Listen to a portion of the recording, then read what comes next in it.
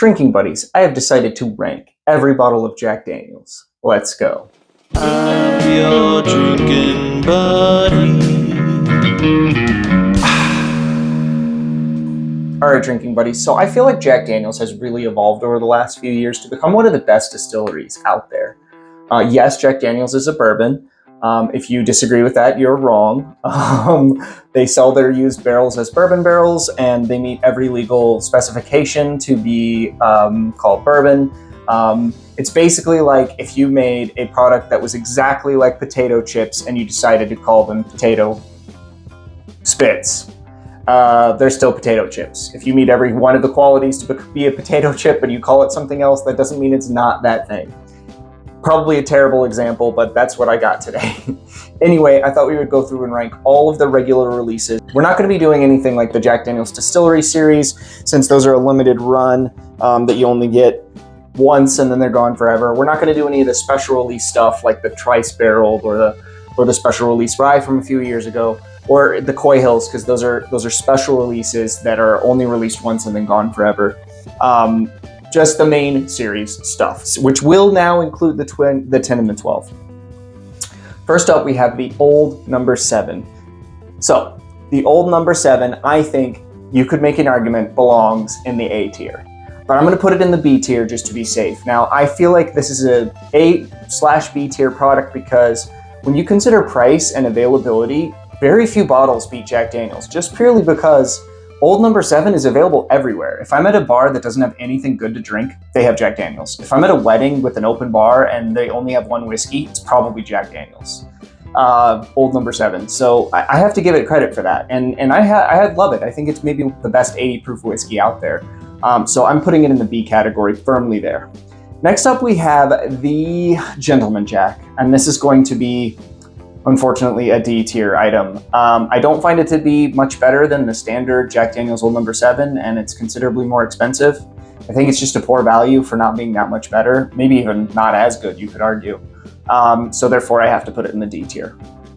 Next up, we have the Standard Rye. So this is actually a better product than most people give it credit for, but I kind of have to firmly put it in the C category because for around the same dollar amount, you could get something like a Rittenhouse Rye or a Wild Turkey 101 Rye or a Old Overholt Bonded Rye that are better, unfortunately. So it's getting a C.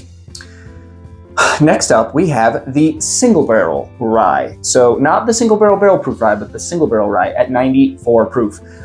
This is going to be another C, purely because I'm taking into account value and I'm taking into account the fact that there's better ryes out there for the price point. It's a good product, but it's still going to be a C. Next up, we have this Single Barrel Bourbon or Tennessee Whiskey. That one is going to be, once again, another C. Sorry for so many C's in a row, but that's kind of where we're at. This one, I think, it's a good bottle. It's perfectly fine. But there's better bottles out there at around this price point. So therefore, for me, it's going to get a C. Next up is going to be the Bonded. And when this first came out, I really liked it. But the more I've drank through this bottle, the less I like it. I think it's just an okay bottle for me. So I'm going to have to give that one a C as well. The Triple Mash I do find to be a little bit more interesting. It is a great budget bottle when you consider it's a bottled in bond, really unique product that no one else is doing. That's why I have to give this one a B. This is going in the B category. Single Barrel Proof. These guys, especially love these 375s so that I can try more batches. Love these things. These are firmly in the A territory. I think this is one of the best values in all of whiskey because for about $60 you're getting barrel proof whiskey that tastes like banana bread. It's awesome. I love it. Really, really good stuff. Jack Daniel's Single Barrel Proof A. Next up, we have the Jack Daniel's Single Barrel Proof Rye. I think this is one that is a newcomer to the list, but man, I have two here and they deliver really well. They do drink a little hotter than their proof, but they are still an A tier item. These things are awesome and they're getting some really high proof barrels and they taste great.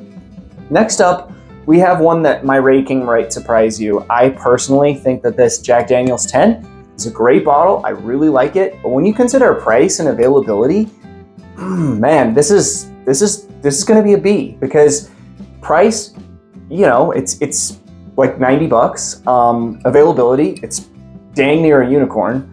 And for that price, you could get 2 bottles of Eagle Rare. Even at darn near secondary prices, you could get 2 bottles of Eagle Rare for that. Yeah, it's good, but man, it's a little overhyped, a little overpriced. I gotta give it a B. Still really like it though. And last up, the last bottle in the lineup, Jack Daniel's 12, and this is our first S tier item. This is 107 proof amazingness. This batch one is incredible. I think it's one of the best products that Brown-Forman has ever put out for my money. Great product. It's an S considering its price and availability, which both suck. It's a $100 bottle and it is freaking hard to find. It is a total unicorn, but it's an S. Well, drinking buddies, what did you think of this? Should I do this with other distilleries? Did you like this? Let me know in the comments down below. Thank you so much for watching, and we'll see you on the next one.